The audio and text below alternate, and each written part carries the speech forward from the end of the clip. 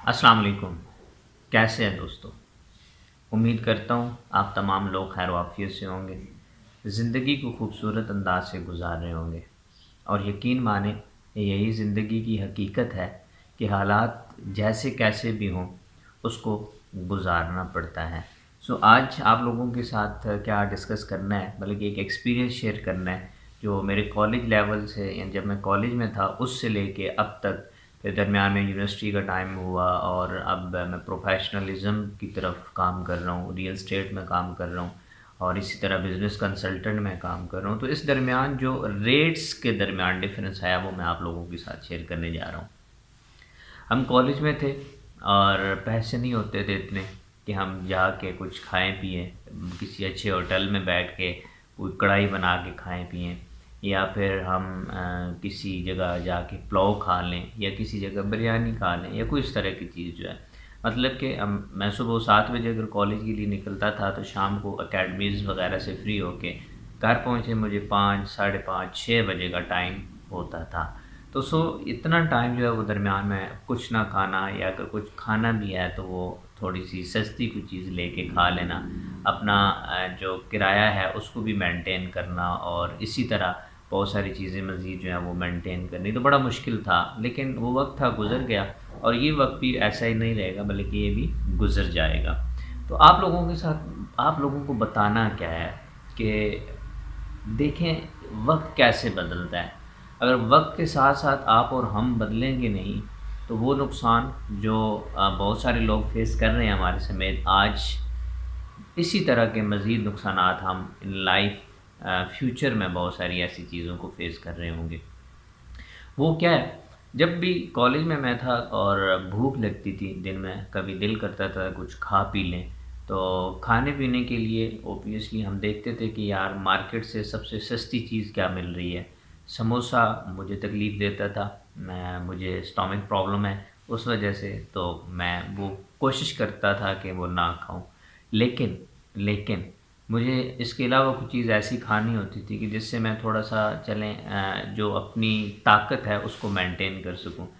तो मुझे चकवाल में तहसील चौक से एक दाल-चावल मिलते थे, जो अब नहीं मिलते तहसील चौक से, पता नहीं कहीं और से चकवाल में मिलते हों तो, लेकिन वहाँ से नहीं मिलते थे।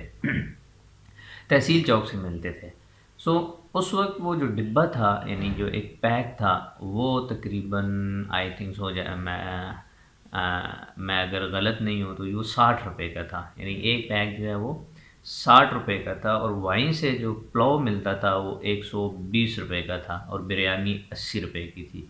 तो ये वो रेट हैं जब मैं कॉलेज में था उस वक़्त के, मतलब कि 60, 80 और 120। तो बिरयानी जो है वो ₹80 की मिलती थी, वो कहीं महीने में 1 दिन बैठ के खा ली और ये एक इफ़ेक्ट है जिसको ऑब्वियसली हम देख रहे होते हैं। तो बहरहाल मतलब खाना होता था तो हम वो 50-60 वाला वो जो पैक था दाल-चावल का वो खा लेता था और उसमें भी कोशिश होती थी कि यार चलें, अगर मैं खा रहा हूँ तो मेरे साथ कोई और बंदा भी हो, तो अगर हमने एक लेना है तो हम डिवाइड कर, अमेरिकन सिस्टम जिसको कहते हैं। लेकिन अब पिछले दिनों मेरे एक दोस्त जो हैं उन्होंने वही पैक कहीं से मँगवाया, चकवाल में किसी और जगह से भी शायद मिलता होगा तभी मँगवाया। उन्होंने पार्सल करवाया तो मैंने उनसे पूछा कि ये दाल-चावल पैकेट कितने का आ रहा है? मतलब एक पैक कितने में आ रहा है? तो वो कहने लगे कि ये ₹200 में आ रहा है, ₹200 का।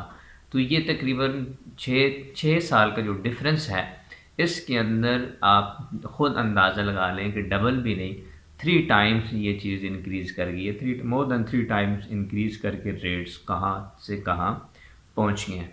तो फिर मैं पुलाव के लिए गया कि चलें आज पुलाव खाते हैं, किसी जगह कोई दोस्त भी साथ है। तो हम चकवाल में जब किसी भी पुलाव वाली जगह पे पहुँचे तो वहाँ से पूछा कि ये पुलाव कितने में है? तो उन्होंने बताया कि ₹500 में हम आपको पुलाव देंगे। मतलब जो पुलाव रेट है वो ₹500 है। तो उस वक़्त वो था ₹120 और आज जो है वो ₹500 है।